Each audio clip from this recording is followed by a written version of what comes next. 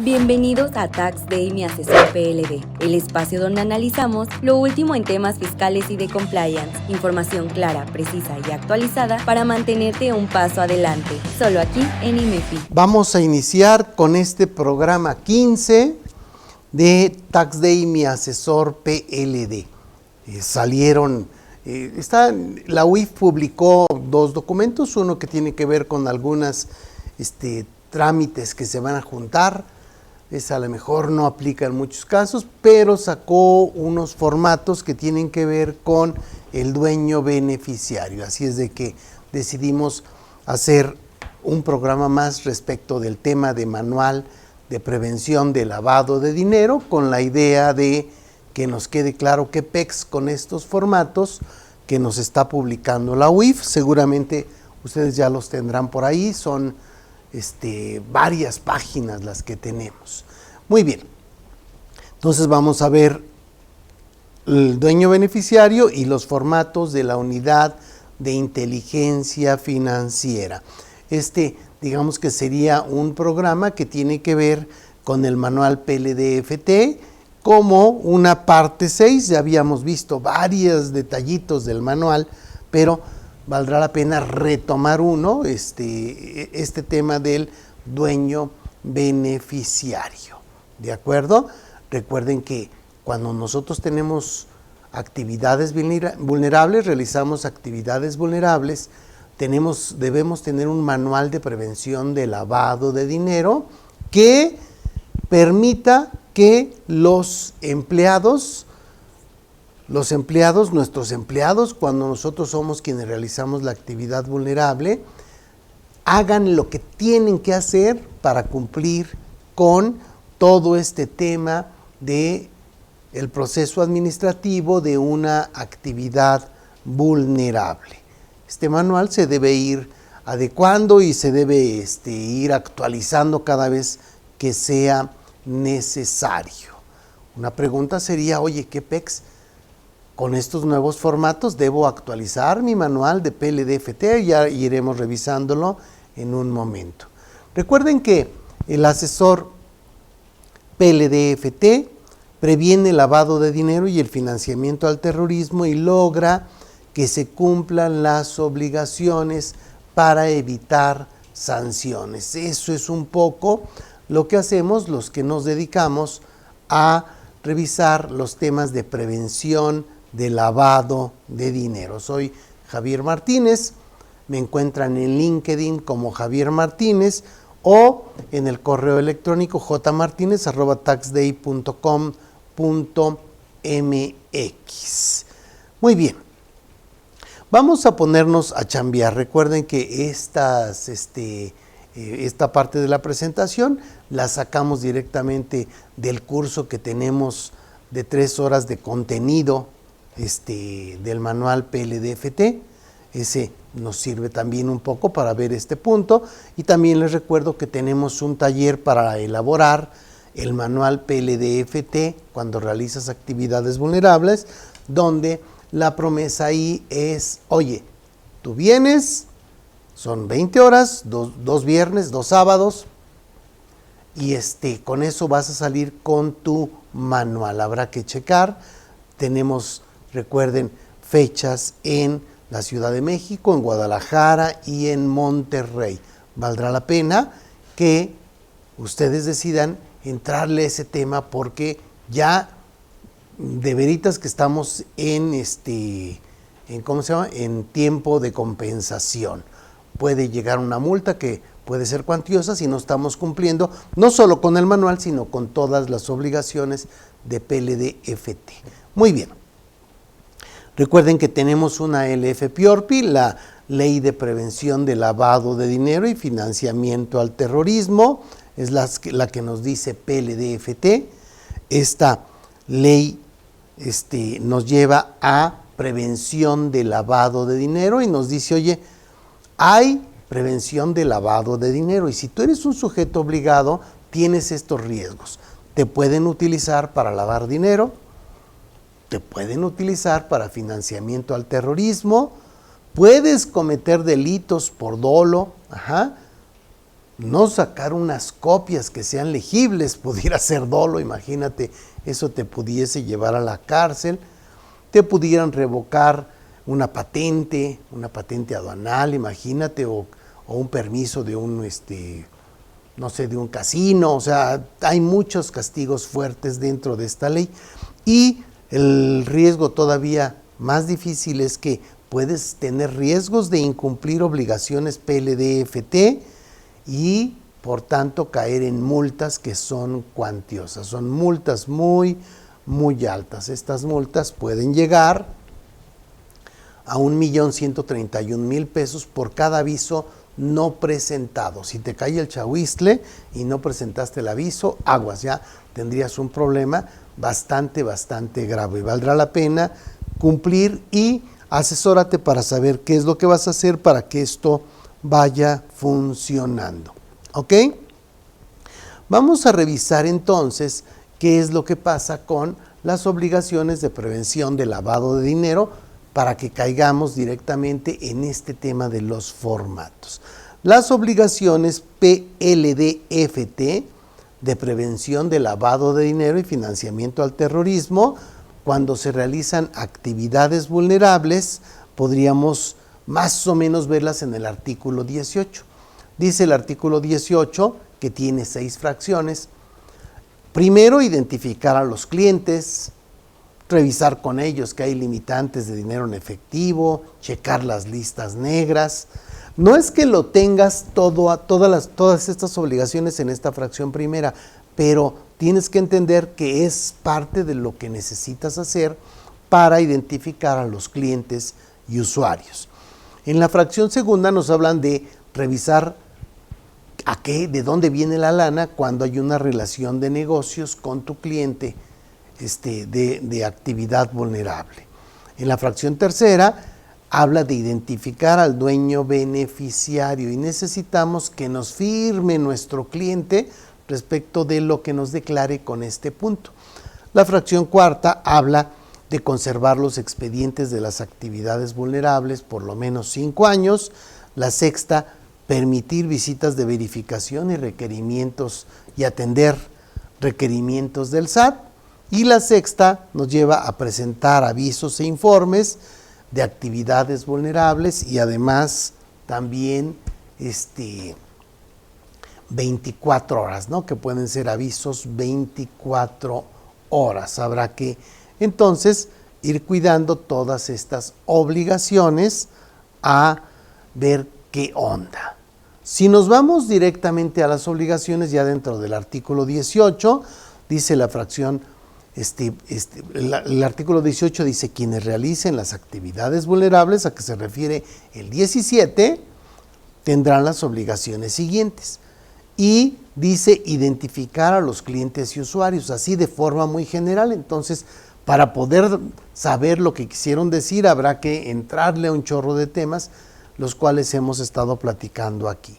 En la fracción segunda nos dicen, oye, si hay una relación de negocios, entonces pregúntale qué pex, de dónde saca la lana. Y vamos a esta fracción tercera, donde tenemos que hay una obligación de identificar al dueño beneficiario. Fíjense cómo dice la fracción tercera. Solicitar al cliente o usuario que participe en actividades vulnerables información acerca de si tiene conocimiento de la existencia del dueño beneficiario y en su caso exhiban documentación oficial que permita identificarlo, si ésta obrar en su poder. En caso contrario, declarará que no cuenta con ella. No manches, o sea, sí está en chino, o sea, cualquier persona normal que lea esto, pues no le va a entender ni madres, o sea, es normal. Fíjense bien, llega el cliente, solicitar al cliente usuario que participe en actividades vulnerables información acerca de si tiene conocimiento de la existencia del dueño beneficiario. Oye, ¿tienes un dueño beneficiario? ¿Sí o no? Sí, ok, ya, hasta aquí ya sería, o no, también ya sería un punto. Y en ese no solo va a estar permitido para el caso de personas físicas. Las personas morales siempre van a tener un dueño beneficiario, atendiendo la forma en que tenemos definido al dueño beneficiario. Ok, primera respuesta, sí o no. ¿Tienes o no tienes? No tengo, vale. O sí tengo, soy persona moral y entonces sí tengo. Después te voy a decir, exhibe documentación oficial para identificarlo, si ésta obrare en su poder. En caso contrario, declarará que no cuenta con ella. Oye, está bien, me dijiste que sí tienes dueño beneficiario. A ver, quiero ver su documentación. No la tengo. ¿Está bien? Eso lo permite la fracción, si ésta obrare en su poder. En caso contrario, declarará que no cuenta con ella. No, no la tengo. ¿Cómo que no la tienes? No, pues necesitas tenerla. ¿Por qué? Pues tiene razón. O sea, no hay bronca porque la fracción nos da chance de que no cuentes con esa información. Sí necesito que me des sus datos, pero nada más. O sea, no vamos a llegar hasta este punto. Pues sí, se va complicando. Entonces aquí la nota dice, se debe preguntar y tener la firma del cliente para tener evidencia que se preguntó y se solicitó documentación. Se debe preguntar y tener la firma del cliente para se debe preguntar y tener la firma del cliente para contar con, ¿verdad? Para que se vea más bonito, para contar con evidencia de que se preguntó y se solicitó la documentación. Dice la regla de carácter general, para los efectos de las presentes reglas, o sea, las reglas de carácter general, se entenderá en forma singular o plural, y después en la fracción 7 dice, dueño beneficiario al beneficiario controlador. O sea, dueño beneficiario es lo mismo que beneficiario controlador. ¿Por qué? Pues nomás, así dijeron. O sea, por todos lados les llaman dueño beneficiario, beneficiario controlador, propietario real, Sancho Panza, no sé, por todos lados tienen ahí nombres que nos llevan a este tipo de temas. Ahora sí, con base en esto podríamos decir, oye, ¿qué datos necesito de este dueño beneficiario? Tú necesitas sacar los datos que te van a pedir los avisos, o sea, dicho en términos muy, muy generales. Fíjate, dice, aquí estoy en esta, el formato del aviso. Dice, oye, hay un beneficiario controlador. Este beneficiario controlador puede ser de 3 tipos. Una persona física, aquí está, persona física, o una persona moral, o un fideicomiso. Y en cada caso tienes que tener por lo menos los datos que nos pide este formato. Básicamente es el mismo en todas las actividades vulnerables, o sea, eso nos ayudaría a que esto fuese de esa forma. Entonces, necesitamos dentro de nuestro manual contar con formatos como los siguientes. Dice información del dueño beneficiario cuando es persona física. Él nos declara en un formato. Comunico que actúo por cuenta propia y no existe persona alguna que sea considerada dueño beneficiario, ni realizo esta actividad considerada vulnerable en nombre de persona alguna. Firma y táchale aquí, no tengo dueño beneficiario. ¿Ok? Pero esta es una opción solo para personas físicas. Las personas morales no pueden decirnos que no. Ahora bien, ¿qué pasa cuando sí tiene? Tendrá que firmar la otra partecita de este formato. Comunico que no actúo por cuenta propia y existe un dueño beneficiario y realizo esta actividad considerada vulnerable en su nombre. Y aquí, veamos, necesito que me firme. Me va a decir que sí existe un dueño beneficiario. Oye, me entregó CIF del dueño beneficiario y me dice, no tengo la información, existe dueño beneficiario, pero no cuento con su documentación. Entonces, pudiera ser aquí que esta fuese una sola firma o que fuesen dos firmas, porque la pregunta pudiera ser doble. Sí tengo dueño beneficiario y sí tengo documentación, o sí tengo dueño beneficiario y no tengo documentación. Eso se permite, eso no va a evitar que se cumpla con la obligación.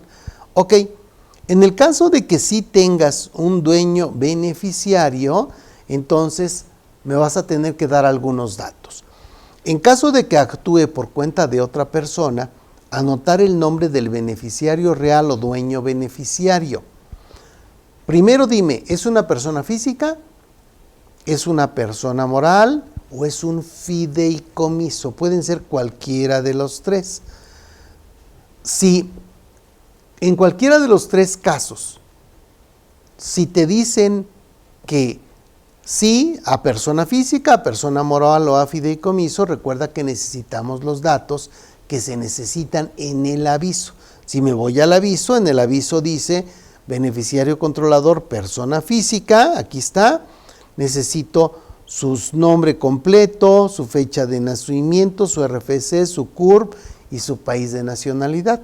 Si es persona moral, necesito su razón, denominación o razón social, la fecha de constitución, su RFC y el país de nacionalidad. Si es un fideicomiso, necesito que me diga la denominación del fideicomiso, el RFC, y cuál es el número verificador de este fideicomiso. Eso sería lo que necesito. Entonces, ok, es persona física, llena entonces la parte 1. Dueño beneficiario, persona física. Dime su nombre, su RFC, su CURP, su nacionalidad y su país de residencia fiscal. Estos son los datos que me pide el maldito formato, si no, no podría llenarlo. Oye, no, es persona moral. Dime la denominación o razón social, el RFC, la fecha de constitución, la nacionalidad y el país de residencia fiscal. No, es un fideicomiso. Denominación del fiduciario, el RFC y el número identificador del fideicomiso. Necesito estos datos. Además, necesito datos adicionales del beneficiario controlador, actividad o objeto social, cuando se tenga una diferente al del RFC, indicar ambos. Y ya, digamos que estos son los formatos que yo necesito. Cuando es persona moral, entonces me van a tener que firmar esto. Fíjense, primero, el otro formato fue para persona física cuando realiza actividades vulnerables. Va a ser muy parecido a lo que tenemos en persona moral, con la diferencia de que no existe opción de no tener dueño beneficiario. ¿Ok? Las personas morales en todos los casos tienen dueño beneficiario. Puede ser el socio mayoritario con más del 50%, quien tiene el control, el administrador o el consejo de administración, por lo que se requieren los siguientes datos. Firma del solicitante, si existe un dueño beneficiario. Oye, ¿me entregaste documentación o no tienes la documentación? Vale. Firma del solicitante. Los fideicomisos, en todos los casos, tienen también dueño beneficiario. Pueden ser el fideicomisario principal, quien tiene el control, o el fiduciario, por lo que se requieren los siguientes datos. Fiduciario, RFC del fideicomiso, identificador del fideicomiso y está la firma del solicitante. Estos son formatos que tendré que tener como firmas en ambos casos y nuevamente en cada uno de ellos tendré que tener por lo menos esos datos que me piden en los formatos. Ok, hasta ahí todo está bien, pero ahora me dice la unidad de inteligencia financiera, formato de identificación de dueño beneficiario o beneficiario controlador. Y esto lo saca la Administración Central de Asuntos Jurídicos de Actividades Vulnerables durante este mes de junio del 2025. Pero cuéntame, Miri, ¿qué onda? Tenemos preguntas. Sí, Javi, nos comentan. Buenas tardes. ¿El dueño beneficiario siempre tiene que ser una persona física o puede ser también una persona moral? Fíjense que en el caso de la LF Piorpi nos hablan de 3 opciones. Puede ser una persona física, una persona moral o un fideicomiso. O sea, no es necesario que sea siempre persona física como lo sería en el Código Fiscal de la Federación. Ajá. Luego nos dicen, ¿el dueño beneficiario es igual que el beneficiario controlador? ¿El dueño beneficiario o es igual al beneficiario controlador? Sí, pero no, o no, pero sí. Es que ya hicieron un desmadre con los nombrecitos, pero a ver, tenemos un dueño beneficiario o beneficiario controlador en la LF Piorpi. Tenemos un beneficiario controlador en el Código Fiscal de la Federación. Tenemos un propietario real en las entidades financieras. No, pues sí, ya se armó todo un cotorreo. Pero veamos un poco la fuente. Gafi, que es el papas fritas en este tema del lavado de dinero, de la prevención del lavado de dinero, nos dice cómo debemos identificar al dueño beneficiario o beneficiario controlador. Ok, eso se supone que es la base para que esté la LF Piorpi y nos pida lo que nos pida. Las entidades financieras también están atentas a lo que pide Gafi y ahí se cambian sus propias leyes, las propias disposiciones que les aplican, que pueden ser diferentes para cada tipo de entidad financiera, y esas también van con base en Gafi. Pero después, como Gafi ha sido un reverendo fracaso, como lo dijo un director de Gafi, por supuesto, dice, pues valemos gorro, por más que le hacemos al güey, no logramos detener más que el 1% del dinero sucio del mundo. Dices, no, pues valiente Gafi. Pero bueno, ese ya sería arena de otro costal. Tan chafas han sido que tuvieron que decir, oye, está bien, pues si regresa el dinero, se lava y ahora ya está de nuevo en circulación, pues busquémoslo por ahí. Pero ya no lo dice Gafi, lo dice el Foro Global. Foro Global es otra institución, otra entidad similar a Gafi. Ok. ¿Y esto es qué? Estos cuates no van por lavado de dinero, van por defraudación fiscal. Todo lo que está en el Código Fiscal de la Federación está con base en Foro Global. ¿De acuerdo? Entonces tendríamos que ver qué onda. Oye, pero en algún lado nos dicen que Foro Global tomó el mismo concepto de beneficiario controlador de Gafi, pues así dice, pero me cae que de veritas que no está igual. Pero bueno, habrá que ver qué va a ocurrir con estos temas. Entonces, no es lo mismo, dependiendo de qué estemos revisando. Si la pregunta va enfocada a que el dueño beneficiario de la LF Piorpi es lo mismo que el beneficiario controlador del Código Fiscal de la Federación, la respuesta es no. La LF Piorpi tiene que ver con Gafi, el Código Fiscal tiene que ver con Foro Global. Muy bien, pues vámonos a corte y regresamos para revisar otras preguntas que tenemos por ahí y checar los formatos que tenemos de la UIF. Vamos a corte. Hola, ¿qué tal? Soy Freddy Estrada y vamos a impartir un taller que se llama ¿Cómo defenderte de los abusos en las facultades de comprobación? Te prometo que vas a conocer el inicio, cómo se desarrolla y la terminación de las facultades de comprobación. En esto vamos a incluir la visita domiciliaria, la revisión de gabinete y la revisión electrónica. Te vas a divertir, esperamos contar con tu presencia y además vas a poder llevar a cabo esa diferencia entre una facultad de comprobación llevada formalmente a su conclusión. Te esperamos.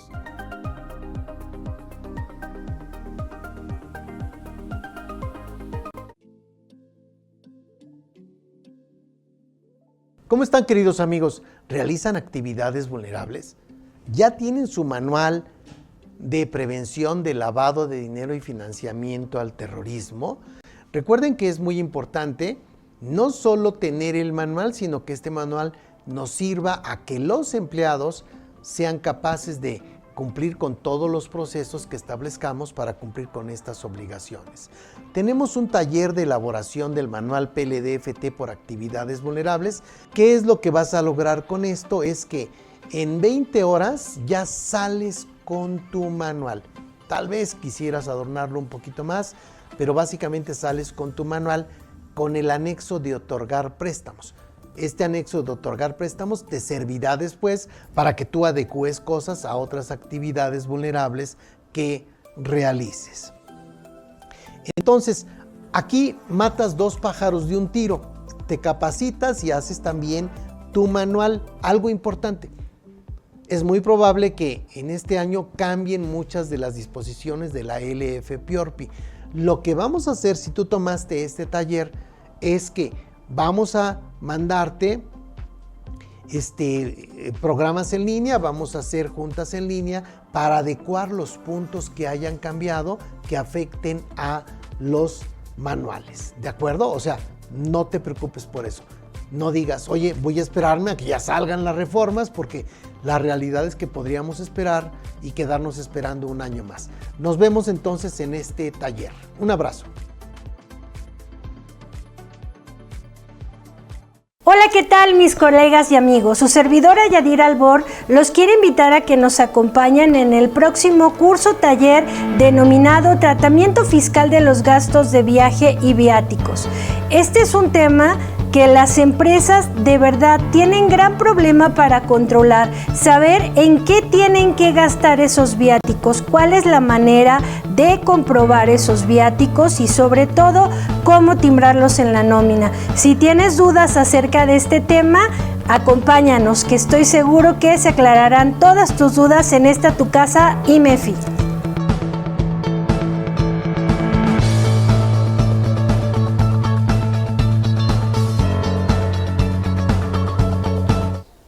Listos, estamos de vuelta, amigos.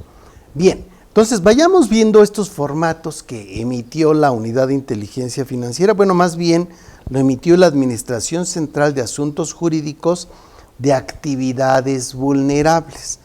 Administración Central de Asuntos Jurídicos de Actividades Vulnerables, que está en el SAT de la parte administrativa, el SAT que le reporta a la Unidad de Inteligencia Financiera. Nos habla de un formato de identificación de dueño beneficiario o beneficiario controlador.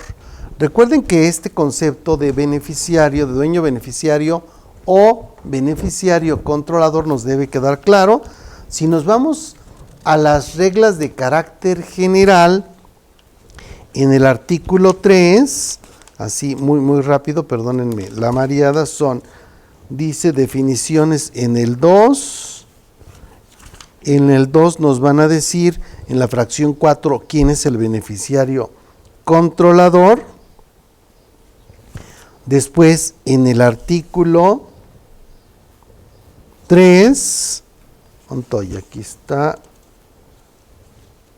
beneficiario controladores, personas. En el artículo 3, artículo 2, organismos de vivienda, vehículos aéreos. Otros conceptos para las reglas de carácter general, en el artículo 3, aquí nos hablan de el concepto de beneficiario controlador en el 4, y en la fracción, ¿en cuál es? Donde me dicen que, oye, para mí el concepto, me voy a regresar aquí mismo en la presentación, decíamos aquí, oye, dueño beneficiario, hasta aquí.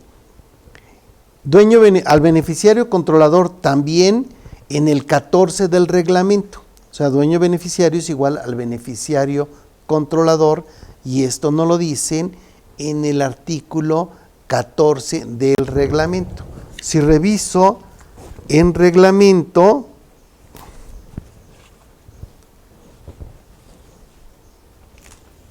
aquí está.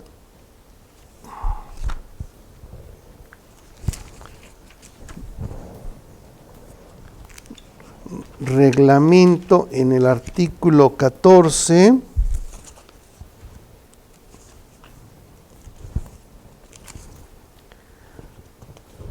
Dice el artículo 14 de reglamento.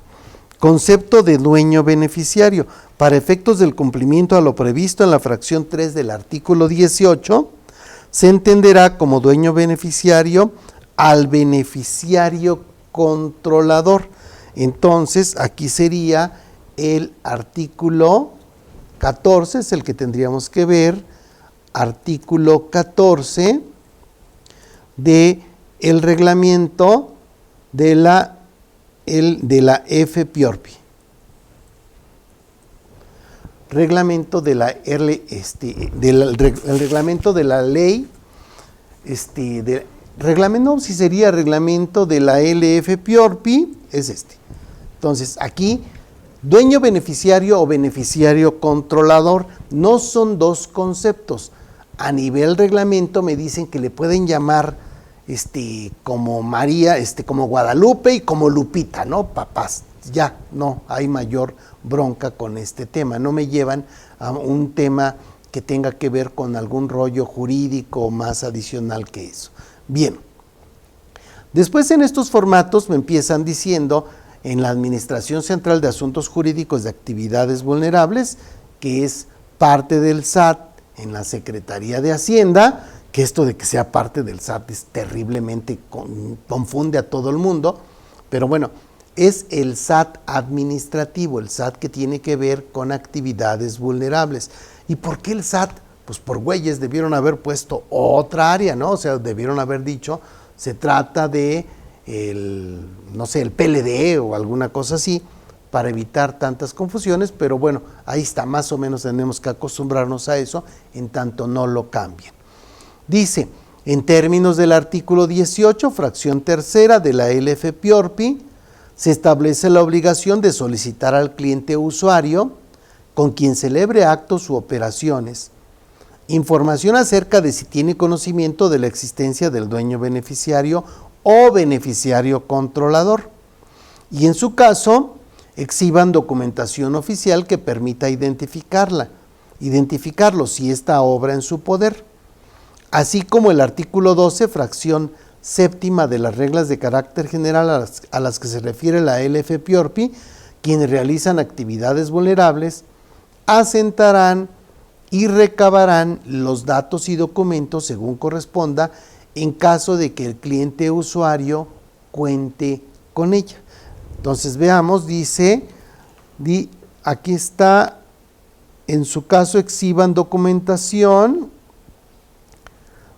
12, fracción 7 de las reglas de carácter general. Si vemos las reglas de carácter general en el artículo 12, fracción 7, dice, el artículo 12 dice, integración y conservación del expediente único de identificación de clientes y usuarios.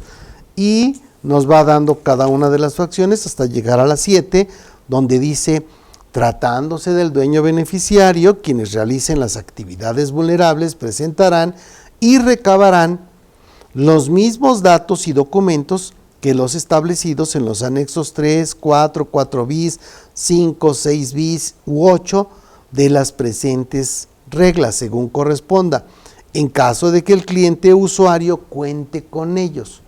Y si no, pues no. O sea, básicamente es a donde tenemos ahí un rollo donde, oye, si lo tienes, qué bueno, y si no, también. Entonces, ahí está. Pero en caso de que sí lo tengas, pues necesitamos los mismos datos que el propio cliente. Está bien. Continúa diciendo, en este sentido y de conformidad con lo establecido en los artículos 3, fracción tercera de la LFPORPI, 14 del reglamento de la LFPORPI y 3, fracción 7 de las reglas de carácter general a que se refiere la LF Piorpi, se entiende por dueño beneficiario o beneficiario controlador a la persona o grupo de personas que, inciso A, por medio de otra o de cualquier acto obtiene el beneficio derivado de estos y es quien en última instancia ejerce los derechos de uso, goce, disfrute, aprovechamiento o disposición de un bien o servicio. O B, ejerce el control de aquella persona moral que en su carácter de cliente o usuario lleve a cabo actos u operaciones con quien realice actividades vulnerables, así como las personas por cuenta de quienes celebra alguno de ellos. Se entiende que una persona o grupo de personas controla a una persona moral cuando a través de la titularidad de valores por contrato o de cualquier otro acto puede, y aquí me llevan, primero, imponer directa o indirectamente decisiones en las asambleas generales de accionistas, socios u organismos equivalentes, o nombrar o destituir a la mayoría de los consejeros, administradores o sus equivalentes. 2. Mantener la titularidad de los derechos que permitan directa o indirectamente ejercer el voto respecto de más del 50% del capital. Y 3. Dirigir directa o indirectamente la administración, la estrategia o las principales políticas de la misma. Siempre vamos a llegar a un dueño beneficiario. Si recuerdan lo que pasa en el Código Fiscal de la Federación, allá tenemos a un beneficiario controlador que tiene más del 15% de acciones con derecho a voto. Dicho de otra forma, pudiéramos tener 6 beneficiarios controladores en una sola persona moral. ¡Qué desmadre! Pues sí, si los queremos revolver ya nos metimos en una bronca. Nota, no se consideran como beneficiarios controladores o dueños beneficiarios o apoderdantes o mandantes en los casos en que sus apoderados o mandatarios celebren el acto u operación de que se trate. Viene un apoderado y ese apoderado para mí no es el dueño beneficiario. El dueño beneficiario no tiene que ver con el que tiene el poder, ¿no? Porque pudiera ser un poder para actos de administración, etcétera. Ese no tiene nada que ver con eso. Continúa diciéndome este formato. En el acto u operación consistente en, y aquí yo tendría que tener muchas opciones, pudiéramos pensar en arrendamiento de inmuebles, dice describa la operación que llevó a cabo, así como algún dato que vincule al cliente o usuario con la operación. En el acto u operación consistente en arrendamiento de inmuebles que exceden de más de 1,605 UMAS, ¿y cómo se vincula? De la casa fulana de tal. Ok. En el formato que vimos, que tenemos en nuestro propio manual, no es necesario porque ahí ya forma parte, ese formato forma parte de varios formatos en los que están en cada actividad vulnerable. ¿Qué pretende realizar? ¿Existe un dueño beneficiario o beneficiario controlador? La respuesta sería sí o no. Dice, en caso de seleccionar la opción no, ya no es necesario continuar con el resto del cuestionamiento, salvo la obligación de firma del presente documento, que viene hasta el final de este documento. Si le pongo que no, ya me paso hasta el final. Esto pudo haber sido una oportunidad para que nos aclararan aguas. Las personas morales siempre tienen actividad vulnerable. ¿Cuenta con información y documentación que permite identificar al dueño beneficiario o beneficiario controlador? La respuesta sería sí o no. El dueño beneficiario es fulanito de tal. A continuación se asientan, recaban los datos y documentos según corresponda. ¿Quién es el dueño beneficiario? Allá decíamos, el dueño beneficiario es fulano de tal, que puede ser persona física, persona moral o fideicomiso. Aquí apenas puse el nombre. Anexo 3. Ahora sí, vete a una persona física. Datos generales del dueño beneficiario o beneficiario controlador. Nombre completo, fecha de nacimiento, país de nacionalidad, actividad u ocupación, domicilio, demarcación territorial, municipio, bla, bla, bla, todo el domicilio, todos los datos que tengo del dueño beneficiario. Datos de identificación, nombre del documento con que se identifica, autoridad que la emite, número de identificación, y nos dice documentos con los que se identifica el dueño beneficiario o beneficiario controlador. ¿Fue una copia de la identificación? Sí. ¿Copia de la clave única de la CURP? Sí. ¿Copia de la cédula de identificación fiscal? Sí o no. ¿Copia de comprobante de domicilio? Sí o no. ¿Constancia de dueño beneficiario? Copia del documento que contenga el poder en su caso. Todo esto lo necesitaría de un dueño beneficiario cuando tengo toda esta información. Veamos otro. Vimos persona física y ahora veamos una persona moral. Anexo 4 de las reglas de carácter general. Me vuelven a pedir los datos de denominación o razón social. Datos generales del dueño beneficiario o beneficiario controlador cuando es persona moral.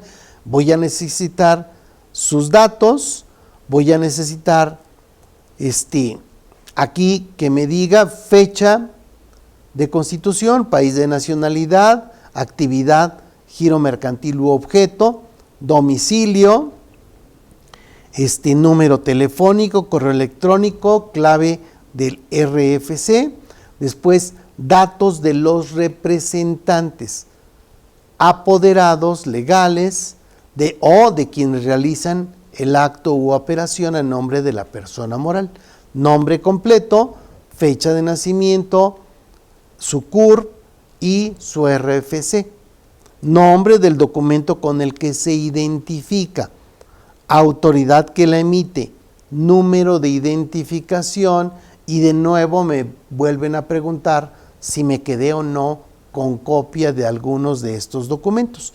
Copia del acta constitutiva, copia de la cédula de identificación fiscal expedida por el SAT, copia del comprobante de domicilio, copia del testimonio, ¿no? de la escritura, del poder, digamos, constancia de dueño beneficiario. Aquí, cuando dicen constancia de dueño beneficiario, no sé, tendríamos que revisar más en qué casos tenemos una constancia de dueño beneficiario. Hasta este momento yo no la identifico como tal, o sea, ¿quién podría darme una constancia de que ese es el dueño beneficiario? No suena tan sencillo o no sé a qué se refiera. Muy bien, esto se va a estar repitiendo para el anexo 4 bis de las reglas de carácter general, que son las personas morales mexicanas de derecho público, para el anexo 4 bis de personas físicas extranjeras con las condiciones de estancia de visitante o distintas a las establecidas en la fracción 1 del artículo 12, el anexo 6 de las reglas de carácter general que se refiere a personas morales de nacionalidad extranjera, el anexo 6 bis que se refieren a embajadas o consulados, el anexo 7 que son personas morales, dependencias o entidades federativas cuando son nuestros clientes. Cualquiera de estas, alguna debiéramos llenar. Y después, en virtud de lo anterior, en mi carácter de cliente o usuario manifiesto, bajo protesta de decir verdad que los datos expuestos, así como los documentos exhibidos o proporcionados, son aquellos con los únicos que tengo conocimiento y cuento, lugar y fecha y el nombre y firma del cliente. Ya, con esto me están firmando. Lo que ellos están metiendo así en todo este documento es simplemente abrirlo a varias hojas. Lo que vamos a hacer en nuestro manual en términos generales es que pudiésemos tener varios formatos para que quedara en el expediente solo el que le corresponde. Oye, ¿tienes dueño beneficiario? Sí. ¿Qué es? Persona física mexicana, sí. Vale, te toca este. Es persona física extranjera, te toca este. Es persona moral mexicana, te toca este. Y ahí en una hojita pequeña están estos datos y me firman y vámonos, ya no tendríamos mayor problema que esto. Cuéntame, Miri, me dices que tienes otras preguntas. Nos comentan, ¿debemos incluir los formatos de la UIF en nuestro manual de prevención de lavado de dinero y financiamiento al terrorismo? A ver, estos formatos de la UIF, que quedamos que no es la UIF, es quién es, me voy a regresar aquí, perdón. Son los formatos de la Administración Central de Asuntos Jurídicos de Actividades Vulnerables. Vienen a darnos una idea de cómo debiéramos tener este formato. ¿Por qué? Porque cuando llegan a revisar en las visitas de verificación de cumplimiento, muchos sujetos obligados están fallando con esto. Y la multa es de 200 UMAS por cada dueño beneficiario que no hayan identificado. Y identificados a lo mejor simplemente les dijeron no tengo, no tengo y firmaron. Pero si no tienen ese papelito, entonces tendríamos ahí una bronca. Si sí lo tienen, habrá que meter todos los documentos. Entonces, yo creo que valdrá la pena que en tu manual tengas el chance de revisar y decir, oye, a ver, déjame ver qué es lo que me pudiera estar faltando. Ah, ok, estos cuates están considerando tal cosa y yo no lo tengo, pudiera modificarlo para enriquecerlo, pero sería eso, debiera ser algo que nos ayude a enriquecer nuestro propio formato. Si yo quisiese tomar este formato como tal para llevarlo a mis actividades vulnerables y tengo 3 actividades vulnerables al mes, pues no pasa nada, o sea, son muchas hojas, pero está leve la bronca. Si tengo 300 actividades diarias, pues no. O sea, vete a tus propios formatos y ahí emites solo el que corresponde al tipo de dueño beneficiario o beneficiario controlador. Muy bien, ya es todo, ¿verdad, Miri? No, tenemos una última. Vale. Dice, si yo ya tengo mi manual, ¿debo cambiarlo a los nuevos formatos que sacó la UIF? Ah, es buena pregunta, se relaciona un poco con lo mismo. Checa tu manual. Ajá, si tienes que hacer un cambio, hazlo. Recuerda que el manual de prevención de lavado de dinero es un documento dinámico. Ajá. Oye, hoy salió algo que me hizo modificarlo, el representante PLD hace los cambios, se los notifica al Consejo de Administración, se lo aprueban y ya a partir de ese momento se cambia el manual, aunque de inmediato se empiezan a utilizar los nuevos criterios. Entonces, la idea sería es que si haces algún cambio con base en esto, está bien, lo haces y va a decir última actualización del manual, pondrías la fecha de hoy, por ejemplo, y ya habrás enriquecido un poco más tu manual con este documento que nos emite la Administración Central de Asuntos Jurídicos de Actividades Vulnerables. ¿De acuerdo? Ok, pues listo. Ya tenemos un punto más que debemos ir reconociendo. O sea, esto se nos debe hacer como en el día a día. O sea, ya cuando Javier diga un choro ahí medio raro, ya sé qué dice ese güey. Vale, ya. ¿Por qué? Porque ya te familiarizaste con los términos. ¿De acuerdo? Queridos colegas, queridos amigos, nos vemos el próximo lunes en su programa Tax Day, mi asesor PLD. Ahí se ven. Bienvenidos a Tax Day, mi asesor PLD, el espacio donde analizamos lo último en temas fiscales y de compliance, información clara, precisa y actualizada para mantenerte un paso adelante, solo aquí en IMEFI.